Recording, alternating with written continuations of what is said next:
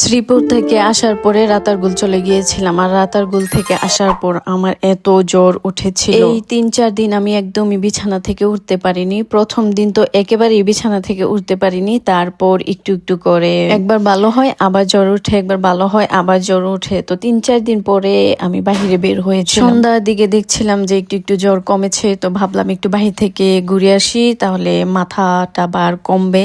নাহলে সারাদিন শুয়ে থাকলে জ্বরের মধ্যে আরো বেশি মাথা বার হয়ে যায়। তারপর চলে গিয়েছিলাম নয়া সড়কে। নয়া সড়ক গিয়ে কিছু স্কিন কেয়ার প্রোডাক্ট নেই, এই ডাবের বডি স্ক্রাবটা নেই। আমি এইটা নিয়েছিলাম 1690 টাকা মেবি, আর শাওয়ার জেলটা নিয়েছিলাম 850 টাকা। তো আপনারা আমাকে মেসেঞ্জারে গিয়ে জিজ্ঞেস করেন আপু দাম কত নিয়েছিল, এর জন্য এই সুবিধার জন্য আমি এখানেই বলে দিয়েছি। আর এই তো টোটালটাও দেখাই দিলাম, 2580 টাকা পড়েছিল।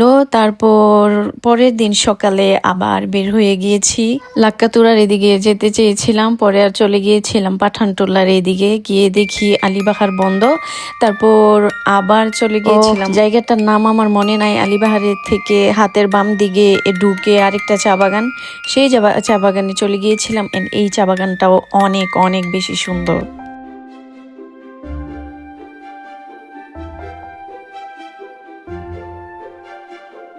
অনেকক্ষণ হাঁটছিলাম, তারপর সামনে একটা দোকান পেলাম এন্ড সেখানে একটা চাও খেয়ে নেই।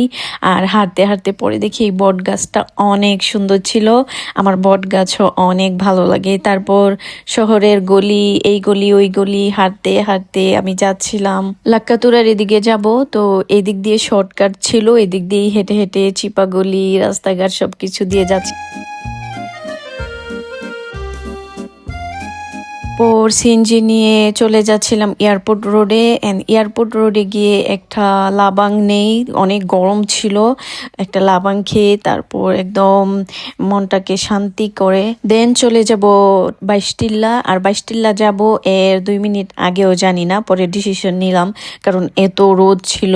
এয়ারপোর্ট রোড থেকে অটো ভাড়া নিয়েছিল আমাদের কাছ থেকে 50 টাকা, একদম বাইশটিল্লা এখানে নিয়ে নামায় দেয়। গিয়ে দেখছিলাম বিমান উঠছিল নামছিল, অনেক সুন্দর ছিল আজকের আকাশটা।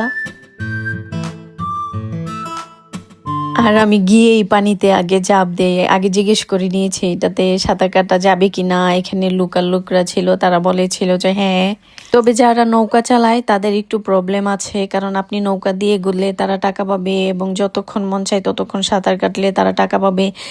আর কিছুক্ষণ পরে সে আমাকে না করে দিয়েছিল যে এখানে বেশিক্ষণ থাকা যাবে না। আর পানিতে অনেক শ্যাওলা ছিল, সাঁতার কাটলে অনেক বেশি ময়লা হয় শরীরে। আর আমি একটু বেশিক্ষণই সাঁতার কেটে ফেলছিলাম, এইটাও প্রবলেম একটু।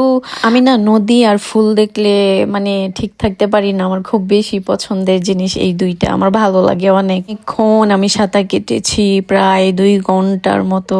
আর তারপর চলে আসি। সেম 50 টাকা নিয়েছিল এয়ারপোর্ট রোড পর্যন্ত।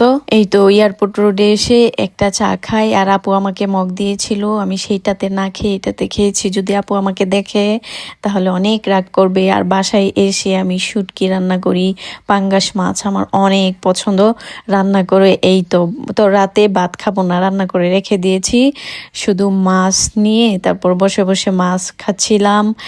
আর ভিডিওটা এখানেই শেষ করব। ভালো থাকবেন সবাই, বাই বাই।